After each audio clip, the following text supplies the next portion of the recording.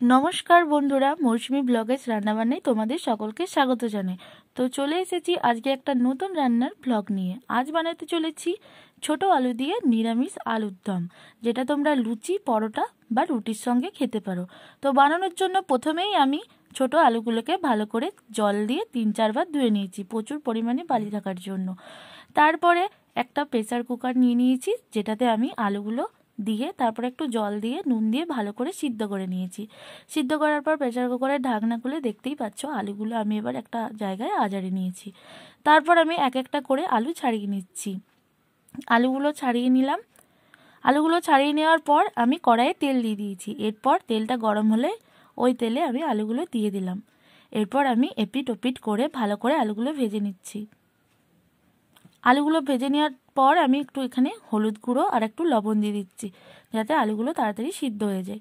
তারপর আবারও ভালো করে নাড়াচাড়া করে নিচ্ছি। ভালো করে নাড়াচাড়া করে নিলাম। এভাবে 3 থেকে 4 মিনিট নাড়াচাড়া করে নেওয়ার পর আমি আলুগুলো একটা থালায় তুলে নিচ্ছি। তারপরে ওই কড়াইয়ে আমি দিয়ে দিচ্ছি 2 চামচ সরষের তেল, আর তার সঙ্গে দিয়ে দিচ্ছি ফোড়ন, একটা তেজপাতা, একটা শুকনো লঙ্কা আর 1/2 চামচের মতো গোটা জিরে। ফোড়ন দেওয়ার পর আমি এগুলো সব একসঙ্গে ভালো করে মিশিয়ে নিচ্ছি। মিশিয়ে নেওয়ার পর আমি বেটে নিয়েছিলাম আদা, কাঁচা লঙ্কা আর টমেটো আর জিরে, এগুলো আমি এই মিশ্রণটা আমি তেলের মধ্যে দিয়ে দিচ্ছি। তারপরে এটাও ভালো করে নাড়াচাড়া করে নিচ্ছি। এইভাবে 3 থেকে 4 মিনিট আমি নাড়াচাড়া করে নেব, আদার কাঁচা গন্ধটা যাতে বেরিয়ে যায়। তারপর একটা মশলা বানিয়ে নিচ্ছি। এখানে দেখতে পাচ্ছ হলুদ গুঁড়ো, জিরে গুঁড়ো, ধনে গুঁড়ো, লবণ, কাশ্মীরি লাল লঙ্কার গুঁড়ো, আর তার সঙ্গে নিয়েছি আলুর দম মশলা আর একটু ম্যাগি মশলা। এই সব মশলাগুলো এবার আমি ভালো করে এই মশলার উপরে দিয়ে দিলাম। তারপর ভালো করে আবারও নাড়াচাড়া করতে লাগলাম। এই যে দেখতেই পাচ্ছ গ্রেভির কালারটা একদম লাল লাল হয়ে গেছে। তো এভাবেই আমি 3 থেকে 4 মিনিট নাড়াচাড়া করতে থাকলাম। তারপর দিয়ে দিলাম একটা চেরা কাঁচা লঙ্কা। তারপর আবারও নাড়াচাড়া করে নিচ্ছি। তারপর এখন দিয়ে দিচ্ছি ভেজে রাখা আলুগুলো। তারপর আবারও ভালো করে একসঙ্গে নাড়াচাড়া করে নিচ্ছি।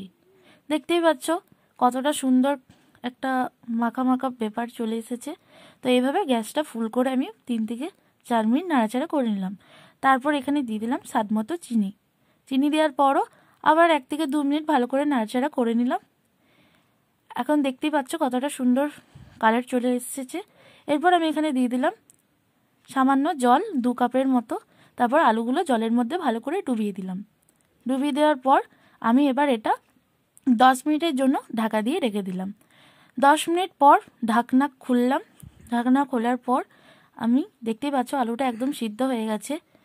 তো এরপর এই যে আলুটা একটা টিপে দেখে নেবে, তাহলেই বুঝতে পারবে যে আলুটা সিদ্ধ হয়ে গেছে কিনা।